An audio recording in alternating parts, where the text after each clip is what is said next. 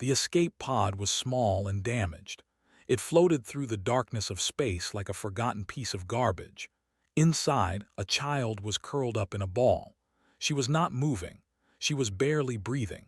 The emergency lights had stopped working 2 days ago, and she had been alone in the dark ever since. She was 7 years old. Her skin was the color of storm clouds. Her eyes were very large and violet like two purple moons. Across her cheeks and nose she had freckles that could glow in the dark, but they were not glowing now. They had not glowed since she watched her parents die.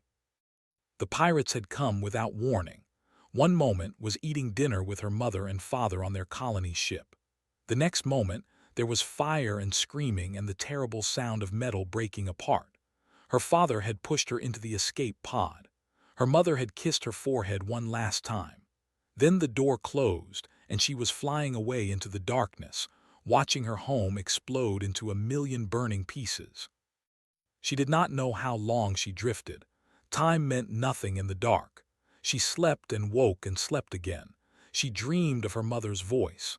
She dreamed of her father's strong arms. When she woke, she remembered they were gone, and the remembering was worse than any nightmare. A merchant ship found her by accident. They were hauling cargo through the Arcturus shipping lanes when their scanners picked up her tiny pod. The captain was annoyed at first. Stopping for debris meant losing time, and losing time meant losing money. But when they opened the pod and found the child inside, even his hard heart softened a little. Looked up at the alien faces staring down at her. They were tall and thin, with blue skin and 4 arms. They spoke to her in a language she did not understand. Someone wrapped a blanket around her shoulders. Someone else gave her water. She drank it slowly, her hands shaking. They scanned her body and found out what species she was. A small and unimportant race from a small and unimportant planet. Her people had recently tried to fight against the Empire's unfair taxes. They had lost badly. Now, being meant being unwanted. It meant being trouble. The captain sent her information to the Galactic Refugee Database.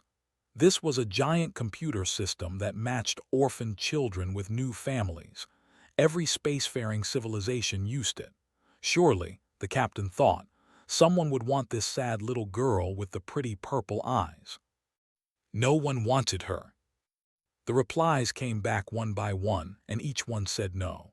The collective was a species that shared one giant mind. They said brain was not compatible with their system. She could not join their thoughts. The Empire said her species was politically inconvenient. They did not want to adopt the child of rebels. The unified world simply never answered at all. The captain waited 3 days. Then he shrugged his 4 shoulders and sent to Station Gamma 9. This was a waypoint facility, a place where refugees waited while the galaxy decided what to do with them. Some people called it a shelter. Others called it a prison. The children who lived there called it the forgotten place. When arrived, a processing officer scanned her documents and assigned her a small room. The room had a bed, a chair, and a window that looked out at the stars. The officer told her that someone would come for her soon. She just had to wait. Had already learned that adults often lie to make children feel better. The other children at the station came from many different worlds. There were small furry creatures from the moons. There were tall, thin beings with skin like glass. There were children who breathed water and had to live in special tanks. All of them had one thing in common. No one wanted them. An older girl with green scales and sad yellow eyes sat next to on her first night. Her name was, and she had been at Gamma 9 for 4 years. "You're new," said. It was not a question. Nodded. She had not spoken since they found her. "Let me tell you how this works," said. Her voice was not mean, just tired. "Sometimes people come looking for children to adopt. They look at our files, they interview us. They make us smile and answer questions. Then they leave and we never see them again." His glowing freckles flickered weakly, like a candle about to go out. "Don't hope," said. "Hope makes it hurt more." That night lay in her small bed and stared at the ceiling. She thought about her parents. She thought about her home. She thought about all the people who had already said no to her, and she had not even been at the station for one full day. She wanted to cry. Crying would feel good. It would let some of the pain out, but she remembered something her mother once told her. Tears make people uncomfortable. Uncomfortable people look away, and when people look away, they forget you exist. So did not cry. She pushed the tears down deep inside her chest, where they turned hard and cold like stones. She told herself that she did not need anyone. She told herself that being alone was fine. She told herself these lies until she almost believed them. In his office, Station Administrator added file to his database. He was a species known for their excellent record-keeping and their complete lack of emotion. He had processed 10,000 refugees in his career. He had seen children arrive full of hope and leave as empty shells. He had stopped feeling sorry for them long ago. He noted that her parents were dead. He noted that she had already been rejected by 3 major civilizations. He calculated her chances of finding a permanent home. The number was very low. He closed her file and moved on to the next one. There were always more files. There were always more unwanted children. The galaxy was full of them, floating through the darkness like forgotten escape pods, waiting for someone to notice them. Waited too. She did not know what else to do. She ate the food they gave her. She slept in the bed they assigned her. She watched the stars through her window and wondered if anyone out there was looking back. No one was. Not yet. 3 years passed on Station Gamma 9. 3 years of waiting. 3 years of hopping and then learning not to hope. 3 years of watching other children leave with new families while stayed behind. She was 10 years old now. She had grown taller, but she was too thin. The station food kept her alive, but it was not made for bodies. She needed certain vitamins that the kitchen did not have. Her skin had become pale, almost white. Her violet eyes seemed too big for her face. Her glowing freckles rarely lit up anymore. During those 3 years, was presented to 47 different civilizations. 47 times, someone looked at her file and thought maybe they would take her. 47 times, she was cleaned up and dressed nicely and told to be polite. 47 times, she sat in a room while strangers decided if she was good enough. 47 times they said no. There were amphibious people who lived in water. They came to Gamma 9 looking for children to add to their underwater cities. When they met, they touched her skin and frowned. Too dry, they said. She would never survive in our environment.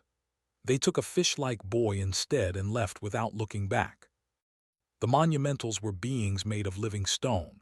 They were ancient and wise and very, very slow. They could live for thousands of years. When they reviewed file, they shook their massive heads.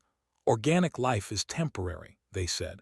She will die in a mere century. It is not worth forming an attachment. They took no one and returned to their mountain planet to think for another 100 years. The Ascendancy was a civilization of psychics. They could read minds and move objects with their thoughts. They tested every refugee child for psionic potential. When they tested, their machines beeped and hummed and then went quiet. Negligible ability, the examiner said. She cannot hear the mental chorus. She is useless to us. They returned her like a broken toy. The Confederated Minds of 7 were a network of superintelligent beings. They thought faster than lightning. They solved problems that other species could not even understand. When they interviewed, they grew impatient within seconds. She thinks too slowly, they complained. Conversation with her would be torture. We cannot accept such a limited mind. Each rejection was delivered calmly and professionally. No one was cruel on purpose. They simply did not see as a person. They saw her as a problem to be solved, a file to be processed, a box that did not fit into their system. After each rejection, a station officer would escort back to her small room. The officer would say something meant to be comforting. Maybe next time. Or don't give up. Or the right family is still out there. Learn to nod and say thank you. She learned that arguing was pointless. She learned that her feelings did not matter to anyone but herself. In her room, she had started keeping track of things. On one wall, she scratched tally marks with a piece of broken metal, but she was not counting rejections. She had stopped that after 30. The number had become too painful to look at. Instead, she was counting something else. She was counting the days since anyone had touched her kindly. A pat on the head, a hand on her shoulder, a hug. These were things that other children received without thinking, but had not felt a kind touch in a very long time. The station officers handled her like cargo. The potential adopters examined her like merchandise. No one held her hand. No one stroked her hair. No one wrapped their arms around her and told her everything would be okay. The tally marks on her wall grew longer and longer. The number climbed past 100, then 200, then 300. The green-scaled girl who had warned her on the first night was gone now. A wealthy family had taken her 6 months ago. Before leaving, had hugged tightly. That hug was the last kind touch could remember. She thought about it every night before falling asleep. Station administrator continued to monitor the refugee children with his usual cold efficiency. He noticed that had stopped speaking unless someone asked her a direct question. He noted this in her file. Subject shows signs of selective mutism, likely trauma response, may indicate psychological deterioration. He had seen this pattern before. Children who stopped talking usually stopped eating next.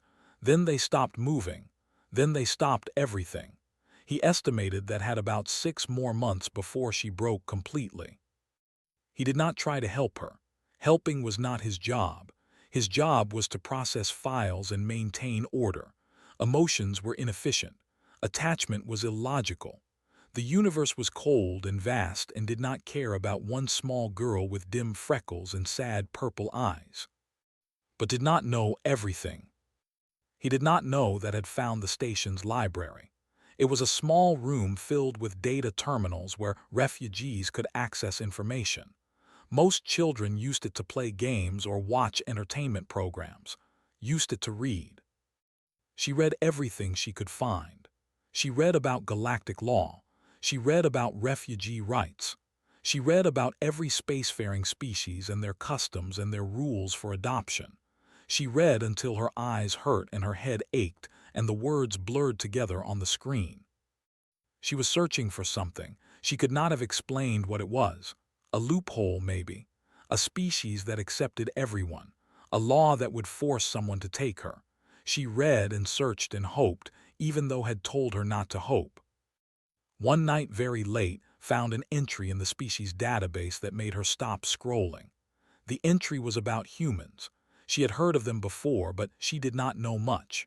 They were a relatively young species from a small blue planet called Earth. They were not particularly strong or smart or advanced. By galactic standards, they were ordinary. But the entry said something interesting. It said that humans had a strange habit of forming emotional bonds with almost anything. They adopted animals that could kill them and called them pets. They formed families with people who shared no blood relation. They fought and died for abstract ideas like love and loyalty and home. The entry called this behavior irrational. It said that humans made decisions based on feelings instead of logic. It said this was a weakness that would probably prevent them from ever becoming a major galactic power. Read this entry 3 times. Then she saved it to her personal file. She did not know why. She just had a feeling that it might be important someday. She went back to her room and looked at the tally marks on her wall. 342 days since anyone had touched her kindly. She added one more mark and climbed into bed.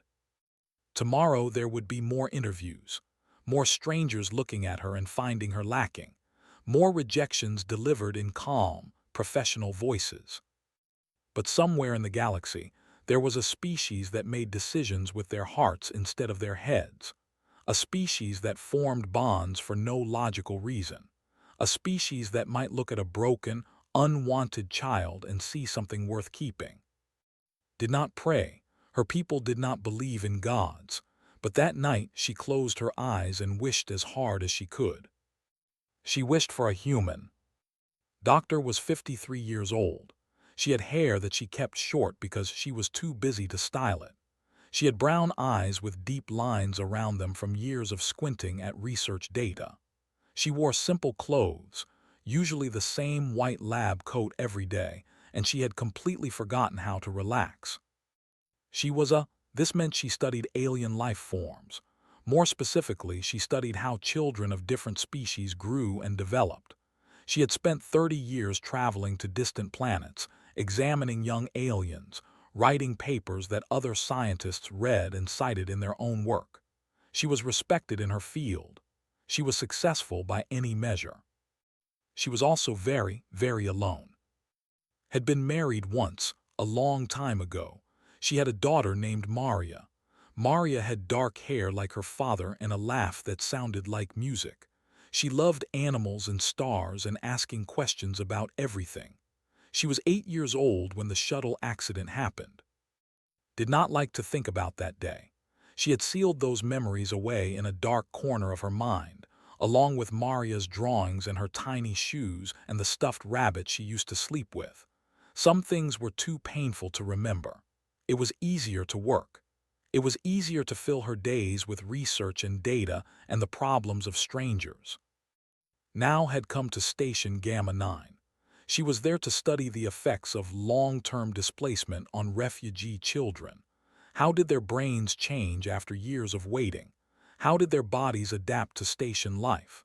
What happened to their psychology when no one wanted them? It was important research. It would help future refugees.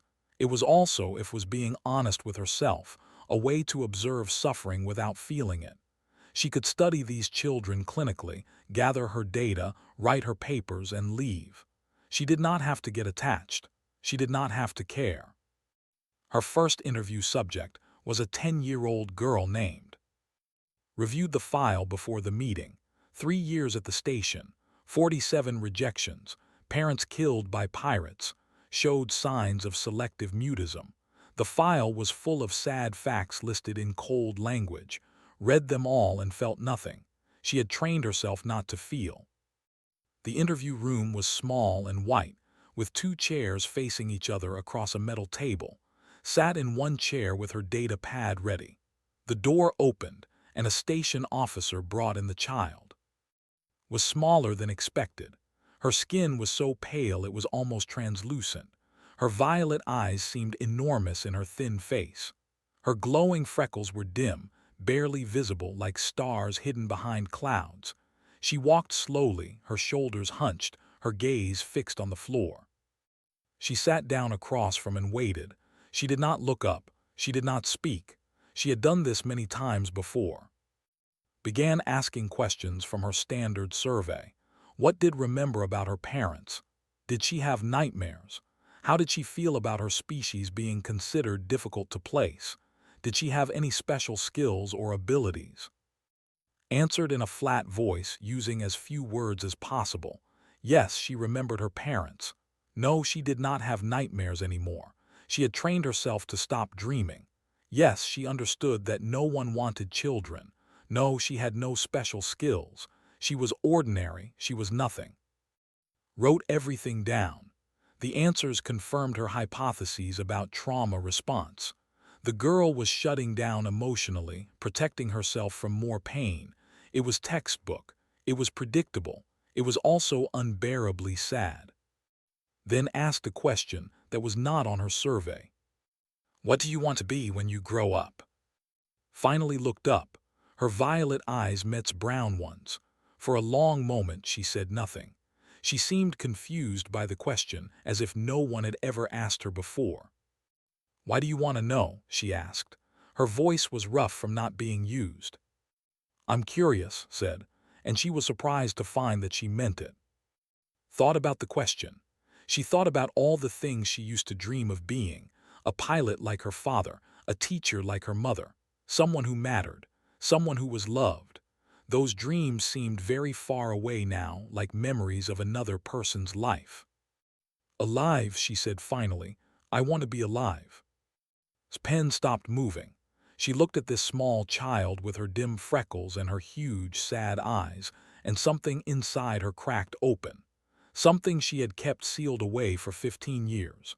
Something that hurt so much she had forgotten how to breathe. She saw Maria, not the real Maria who was dead and gone, but the Maria who might have been. The Maria who would have been 23 now, maybe with children of her own. The Maria who would have laughed and asked questions and loved animals and stars. Maria was not coming back, but this child was here, right now, alive and hurting and waiting for someone to see her. "That's a good start," said. Her voice was shaking slightly. "What else?" Stared at her. No one had ever asked what else. No one had ever suggested that being alive was just the beginning. The interviewers always wrote down her answers and moved on.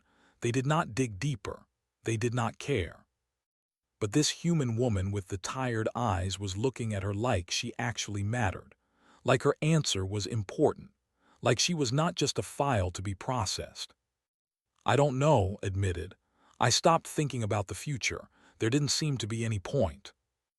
Nodded slowly. She understood that feeling. After Maria died, she had stopped thinking about her own future too. She had just existed, day after day, filling time with work so she would not have to feel the emptiness. "Maybe we can figure it out together," said. She did not know why she said it. The words came out before she could stop them. They were unprofessional. They were unscientific. They were exactly the kind of emotional attachment she had sworn to avoid. Freckles flickered, just a tiny bit. A faint glow that appeared and disappeared so quickly almost missed it, but she did not miss it. She saw it and she understood what it meant.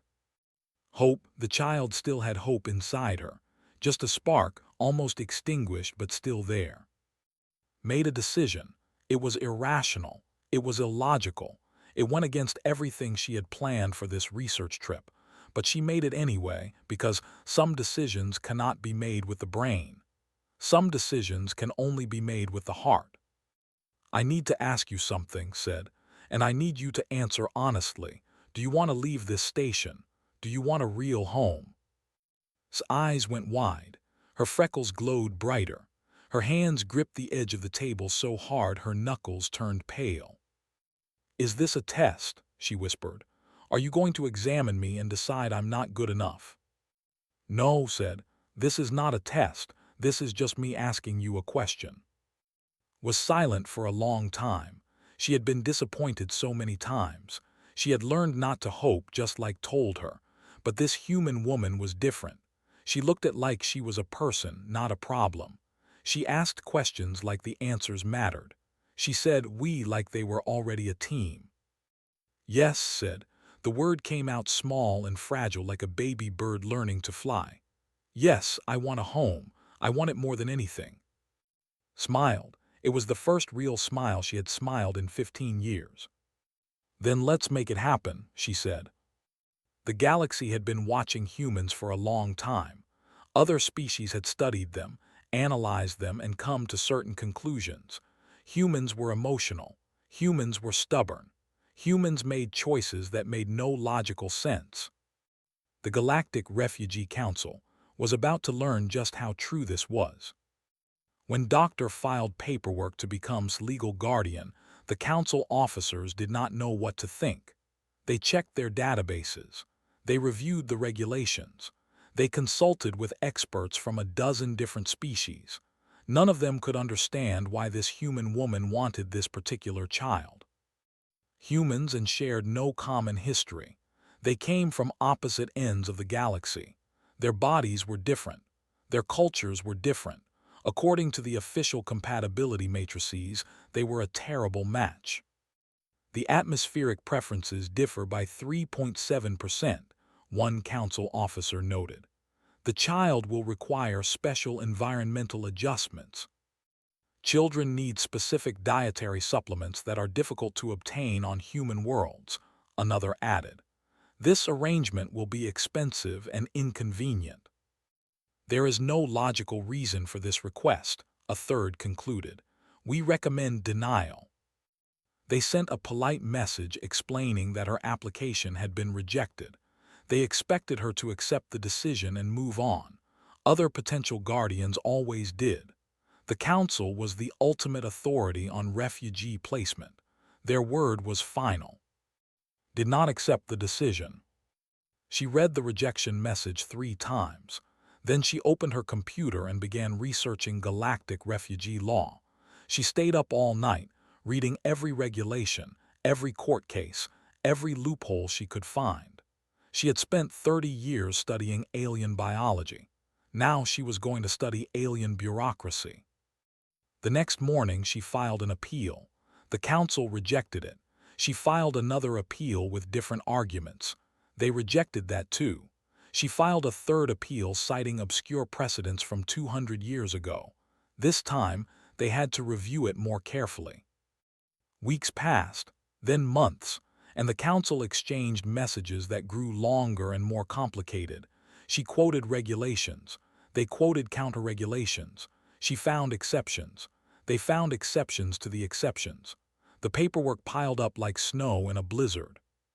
Station administrator watched this battle with growing amazement.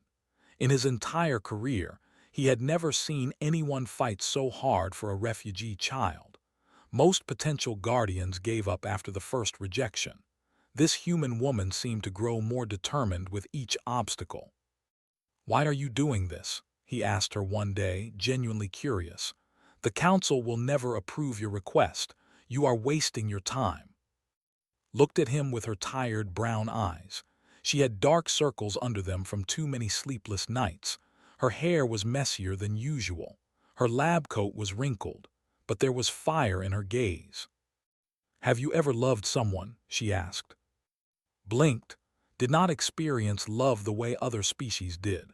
They formed practical partnerships based on genetic compatibility and resource sharing. Emotions were inefficient. "I have had reproductive partners," he said carefully. "I do not understand what that has to do with this situation."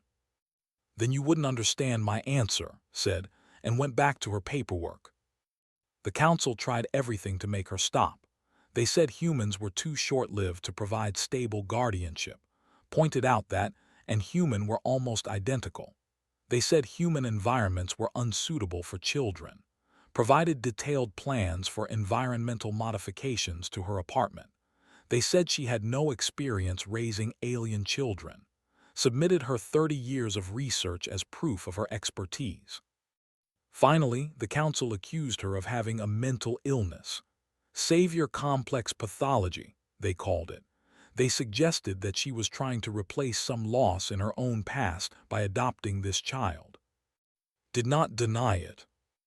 "Yes," she said in her official response. "I lost my daughter 15 years ago. Yes, this child reminds me of what I lost. But that does not make my love for her any less real. Humans do not love logically. We love because we cannot help it. We love because something inside us recognizes another soul that needs us. You can call that a mental illness if you want. I call it being human." While all this was happening, was still on Station Gamma 9. She was not allowed to leave until the legal battle was resolved, but everything had changed for her. Visited her every day. They ate meals together in the station cafeteria. They read books together in the library. They talked about everything and nothing, learning each other's stories, building a bridge between two very different lives. Learned that's favorite color was blue, like the earth sky she missed when she traveled. She learned that had a cat named Professor Whiskers who was fat and lazy and very picky about his food. She learned that once wanted to be an astronaut but became a scientist instead because she got motion sickness. Learned that mother used to sing her to sleep every night. She learned that father had taught her to play a game with colored stones that children played for thousands of years. She learned that favorite memory was watching a meteor shower with her parents, all 3 of them lying on the roof of their home, counting shooting stars. Slowly, freckles began to glow again. Not brightly, not yet, but the light was returning. Hope was returning. Someone was fighting for her. Someone was refusing to give up. Tracked the legal battle through the station's public terminals. She read every document, every response, every argument. She watched fight the entire galactic bureaucracy, and she did not know what to feel. Part of her was terrified that it would all fall apart. Part of her was amazed that anyone cared enough to try. 11 months after the first application, the Galactic Refugee Council held a final hearing. Representatives from 30 different species gathered to make a decision. Stood before them alone, a small human woman facing the collected wisdom of the galaxy. "Why should we approve this request?" the head counselor asked. "What can you offer this child that makes you qualified?" Thought for a long moment. She could talk about her research credentials. She could list her financial resources. She could explain her plans for education and future. But that was not why she was here. "I can offer her something no one else has offered," said. "I can offer her love, real love, the kind that doesn't give up, the kind that fights, the kind that sees a broken, unwanted child and says, 'You are mine now, and I will stand against the entire universe for you.'" The council members murmured among themselves. Love was not a recognized qualification in their regulations. It could not be measured, or it did not fit into any compatibility matrix. But something in his voice made them hesitate, something fierce and certain and unbreakable. "We will deliberate," the head counselor said finally. "You will have our answer within the hour." Waited, somewhere on station Gamma 9, waited too. Both of them stared at the clock, counting the seconds, hoping for a miracle. The hour passed like a year. Then the message arrived. One word, one beautiful word that changed everything. "Approved." Ran through the station corridors. She did not care that people stared. She did not care that running was against regulations. She burst into his room holding a piece of paper, actual physical paper, with the official seal of the Galactic Refugee Council. "It's done," she said. Tears were streaming down her face. "You're mine, you're officially mine." Threw herself into his arms and held on like she would never let go. Her freckles blazed with light, brighter than they had ever been, bright enough to fill the whole room. "I told you," whispered into her hair. "I told you we would make it happen." For the first time in 3 years, cried. Not sad tears, happy tears, the kind of tears that wash away old pain and make room for new joy. She had a family, she had a home. She had a human. The apartment was small and cluttered. Research papers covered every flat surface. Books were stacked in wobbly towers that threatened to fall over at any moment. The furniture was old and mismatched. The kitchen always smelled like burnt toast because could not cook to save her life. It was the most beautiful place had ever seen. On her first night in her new home, she walked through every room twice. She touched the walls, the furniture, the curtains. She opened closets and looked inside. She stood at the window and stared at the earth below, a blue and green marble spinning slowly in the darkness of space. This was real, this was hers, this was home. Professor Whiskers was suspicious of her at first.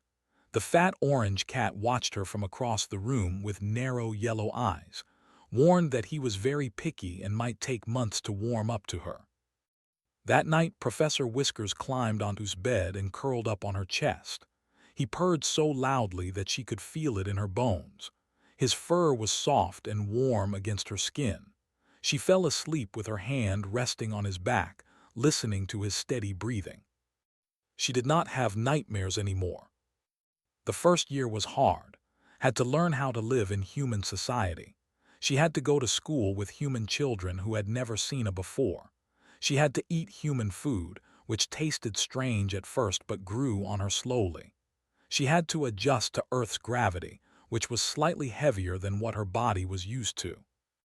But she was not alone, was there every step of the way. When the other children at school stared at skin and glowing freckles, came to speak to her class about alien biology, she made it sound so interesting that soon all the kids wanted to be his friend. They called her freckles cool instead of weird. They asked her questions about space and wanted to hear stories about other planets. When struggled with her homework, sat with her at the kitchen table and explained things patiently, over and over, until they made sense. When woke up crying from memories of her parents, held her and rocked her and sang songs that her own mother used to sing to Maria long ago. When forgot how to hope reminded her, every single day. The galaxy continued to watch. Journalists wrote articles about the human woman and her alien daughter. Scientists studied their bond, trying to understand how two such different beings could form such a strong connection. Bureaucrats shook their heads and called it an anomaly, a statistical outlier that would never happen again. But it was not an anomaly. It was not a mistake. It was love, pure and simple. The kind of love that does not care about species or compatibility or logic. The kind of love that just is. Years passed, grew taller and stronger. Her skin remained, but it was healthy now, not the pale, sickly color of her station days. Her violet eyes still seemed too large for her face, but they sparkled with intelligence and curiosity. Her freckles glowed almost constantly, bright enough to read by. She graduated from primary school at the top of her class, then secondary school. Then she applied to the University of New Geneva, the most prestigious university in human space. They accepted her immediately. She was the first to ever attend. She chose to study. She wanted to understand how different species thought and felt and connected with each other. She wanted to help other children like herself, children who were lost and unwanted, children who needed someone to see them. Cried on's first day of university. Happy tears, the kind that had learned to recognize. They stood together outside the massive campus gates, looking up at the gleaming buildings and the students from 100 different worlds walking by. "I'm so proud of you," said. Her hair was completely now. Her face had more lines than before, but her eyes were still the same tired brown that remembered from that first interview room on Station Gamma 9. "I never would have made it here without you," said. "You know that, right? I would have disappeared. I would have become nothing." Shook her head.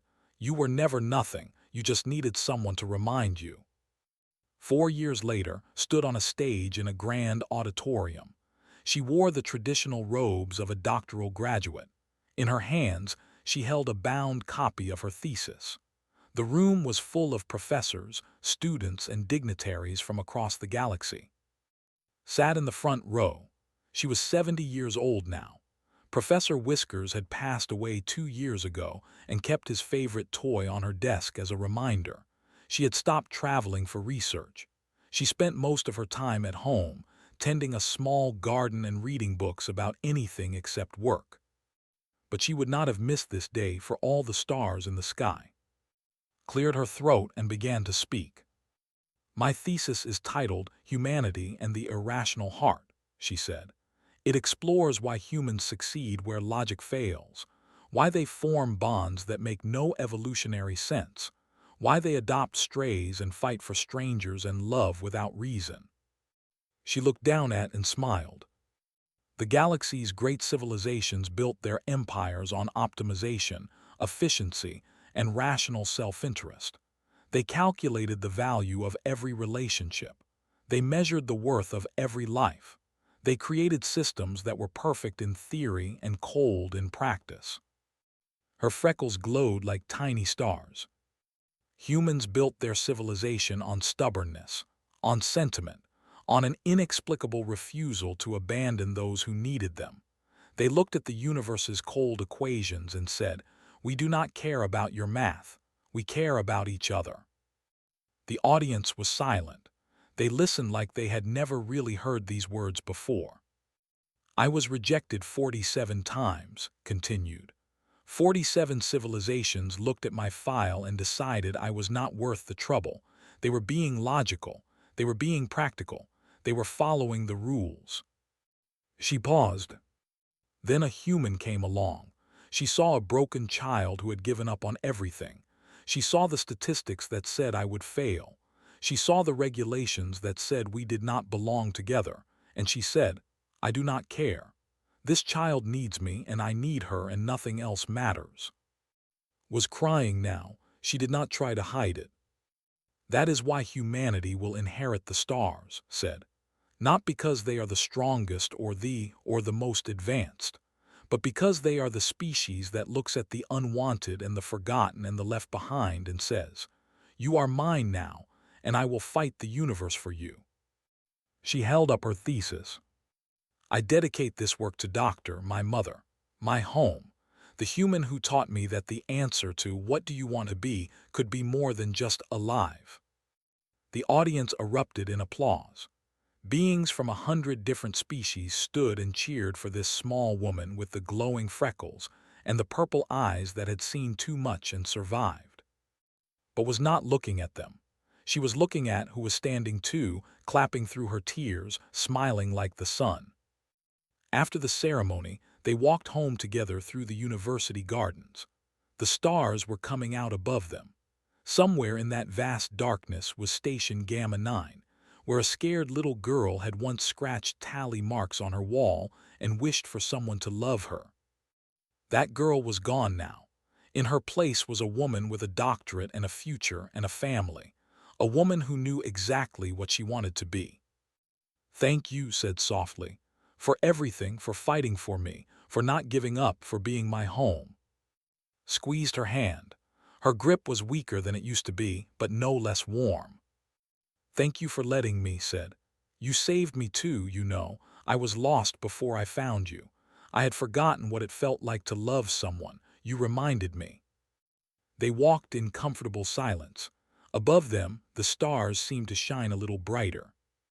The galaxy was vast and cold and mostly empty. But in that emptiness, there were still people who cared. There were still hearts that reached out across the darkness and found each other.